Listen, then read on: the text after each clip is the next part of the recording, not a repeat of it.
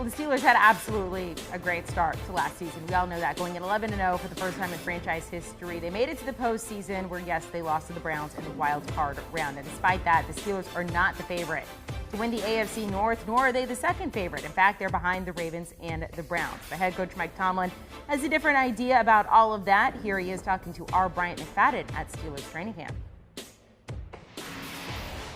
Bryant McFadden here, Pittsburgh Steelers training camp, Heinz Field, here with head coach Mike T. Day 5 of training camp so far. What are you seeing from the ball club? Man, I see a group that has come ready, and you know me, it kind of starts there. That's the jello that you can't get back in the box. They showed up in really good shape. You don't have an opportunity to maybe get in shape once you get here. We're just not here for that length of time the way we used to back in the day when you and I worked together. So they showed up ready to go. Largely, the group's in good shape, and that's a good sign. What are your early expectations from your first round of Najee Harris? I know he had a heck of an offseason, came in top-tier shape, has caught the football well. But what are your early expectations on who he can be for you as a football player? I'm really not going to temper my expectations. There's a reason we took him in the first round. His talent level speaks to that. Getting to know him, his work ethic confirms that. He's got to be a guy that's capable of all situations for us, and I think he's ready for it. I know that's what he aspires to do. Obviously, there's a process to go through, but I'm not going to be surprised when he meets our expectations. And with his expectations, he has to have a sound offensive line unit in front of him. A lot of new faces and new places when you look at the offensive line. What are you expecting to see from the unit throughout training camp leading into preseason? I expect these guys to respect the cohesion process, to give of themselves, their time, their football intellect, and in some instances their experience.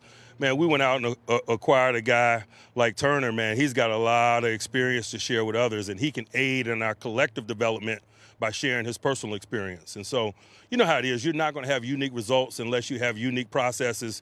We got to spend time together. We got to eat together. We got to get to know one another. We got to ride this wave that's called this process together. And I like what I'm seeing from the group. I think they get a sense of that. Yeah, and I know one thing about you, Coach, you love defense. So let's transition to the defense. We know about the usual suspects, Micah, TJ, Cam, guys like that. But are there any new faces that you're seeing sprinkle into this defense that consistently make plays so far throughout camp? I really got an appreciation for the young developing player, particularly the second-year player, the guy who's been around a lap around the track, if you will. He knows what's coming and is what's expected, and he's duly prepared. So really, he's positioned himself to take advantage. A guy like Alex Highsmith going into year 2 opposite of T.J. Watt is a guy that kind of fits that description.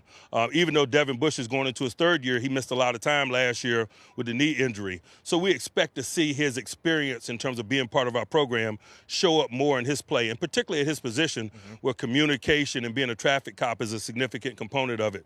So he's been a player since the day he stepped into this place. It's going to be interesting and important to watch his leadership and communication skills get to a level that allows us all to be collectively successful. Last question for you, Coach. Big Ben, future Hall of Famer, Super Bowl champion, my former teammate, faced some criticism, which is odd because he threw for over 30 touchdowns last year. You guys won the division. How has he looked so far throughout camp? Man, he looks highly motivated and healthy, highly conditioned and ready to go. The great thing about Ben, you started and led in and talking about his accolades and resume. He comes in here every day, man, with an attitude of a guy that's trying to make the football team, and he's done it for 18 years, and that's why his resume reads the way it reads. He hears the elevator music.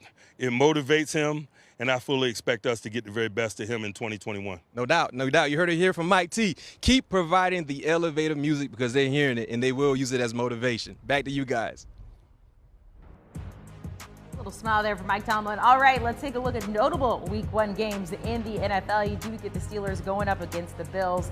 Bills a 6.5-point favorite there. And then, of course, the one I know producer Jack, who is running this show right now, very excited about your Super Bowl champs, the Tampa Bay Buccaneers, hosting the Dallas Cowboys. Let's see what happens. Want a sports network that delivers everything that matters about the game? The highlights, the picks, the instant analysis. No yelling, no fake debates, no politics. Hit the subscribe button and never miss a moment.